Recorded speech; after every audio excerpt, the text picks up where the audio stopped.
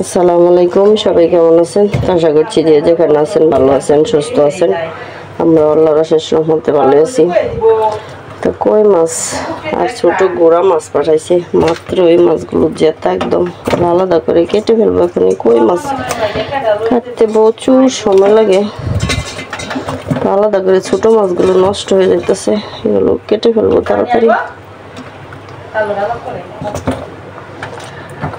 তো কাটাকাটি শুরু করে দেই, লাড়ি মাছ নষ্ট হয়ে যেতেছে, প্রচুর নরম, এটা মনে হইতেছে নরমই।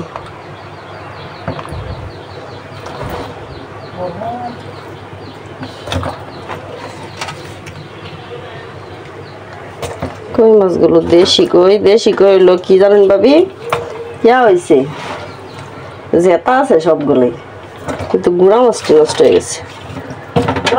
তো আমার এক ভাবি আইছে, ওর সাথে কথা বলতেছি, গুড়া মাছ একবারে নষ্ট হয়ে গেছে, কি লোন জানা কি আমি বুঝতেছি না।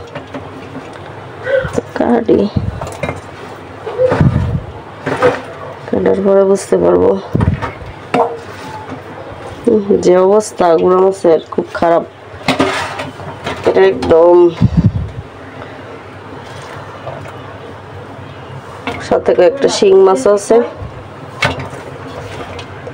শিং মাছগুলো তিনটা শিং মাছগুলো কাটবো।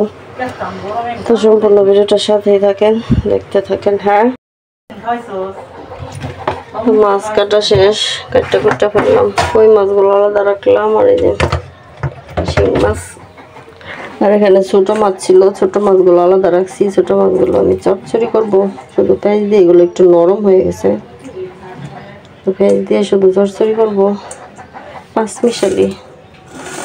আর এখানে কয়েকটা আলাদা আলাদা, এগুলো কি ট্যাংরা মাছের পোনা নাকি আমি বুঝতেছি না, তো এগুলো আলাদা করে রাখছি। এগুলো নরম নরম হয়ে গেছে। আর রান্না বান্না শুরু করে দিই, অনেক লেট হয়ে গেছে। আর এখানে কয়টা লাডি মাছ ছিল, এগুলো আলাদা করে রাখছি। মাছ কাটতে কাটতে একটা বেজে গেছে, অনেক সময় হয়ে গেছে। কই মাছগুলো রাখা দিই, আমার ছেলেদের জন্য রান্না করে নিয়ে যাব। মোটামুটি কই অনেকগুলোই আছে, সাথে কয়েকটা শিং মাছও ছিল।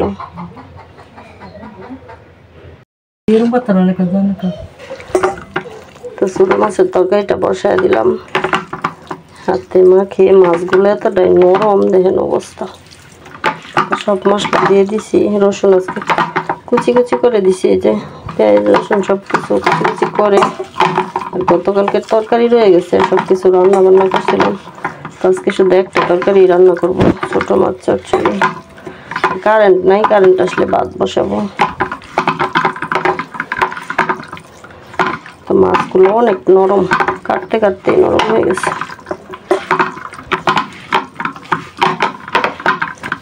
মাখিয়ে বসায় দিই। আর এত গরম লাগতেছে বলার মতো না। ধনিয়া পাতা নাই বাসায়, ধনিয়া পাতা থাকতে ধনিয়া পাতা দিলে ভালো লাগলো না।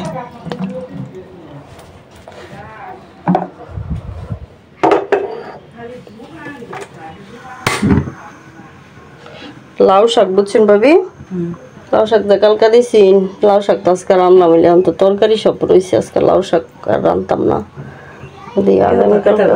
অত তারাইন্দা বোধহয় নষ্ট হলো, অবশ্য 2 জাতের তরকারি রাঁধছি, সবই রয়ে গেছে।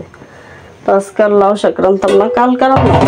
কালকা যদি সময় পাই সকালবেলায় সব কাইডা কুইডা রেডি হয়ে যায়।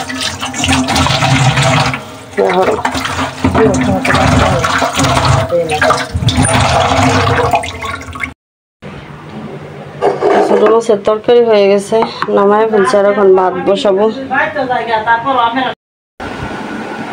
দুপুরে খাবার খেতে বসছি, ছোট মাছ চচ্চড়ি নিলাম। তবে এরকম মাছ কেটে ধুয়ে রান্না করতে তো একটু দেরি হবে, আজকে একটু লেট হয়ে গেছে। তো গোসল করে আসলাম নামাজ করে, তো ভাবলাম অনেক খিদা লাগছে, খাই। গরম গরম ভাতের সাথে এরকম ছোট মাছ চচ্চড়ি খুবই ভালো লাগে।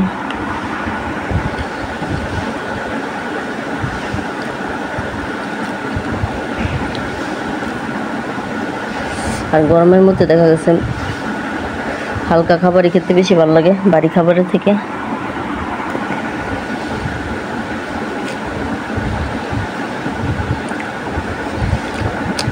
আর গত কিছুদিন ধরে যা গরম পড়ছে, বলার মতো না।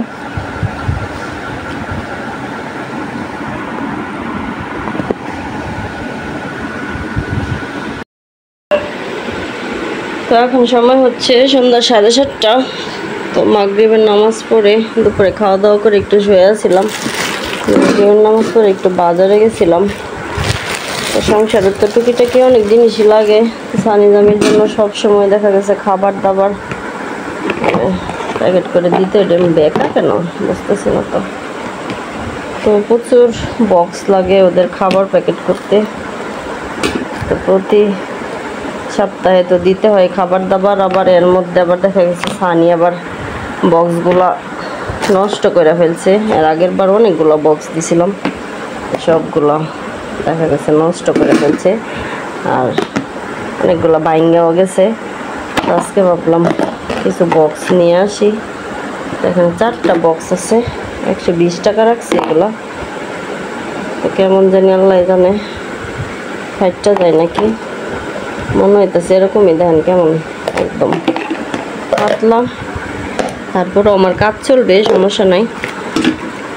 4টাই নিছি, আরও আছে বাসায়, তবে রান্না বান্না করলে অনেক বক্স লাগে। আর এখানে একটা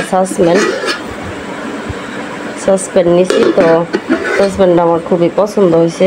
তো পোলাও টোলাও বিরিয়ানি রান্না করলে দেখা গেছে এ ধরনের মানে এতটুক পরিমাণেই লাগে আমার। এখানে প্রায় 1 কেজি চালের মতো হয়ে যাবে, মানে হবে আর কি। 1 কেজি চাল হবে রান্না করলে বিরিয়ানি। তো তার কাছ থেকে কিনছি, ও বলছে। তো এই সবগুলো আমি এক দোকান থেকেই নিছি। আর সব জিনিসই দেখলে দেখা গেছে সাংসারিক অনেক জিনিসই কাজে লাগে। মানে বাজারে গেলে মনে হয় কোনটা রেখে কোনটা কিনবো। তো আজকের মতো এই পর্যন্ত বিদায় নিচ্ছি। সবাই ভালো থাকবেন, আল্লাহ হাফেজ।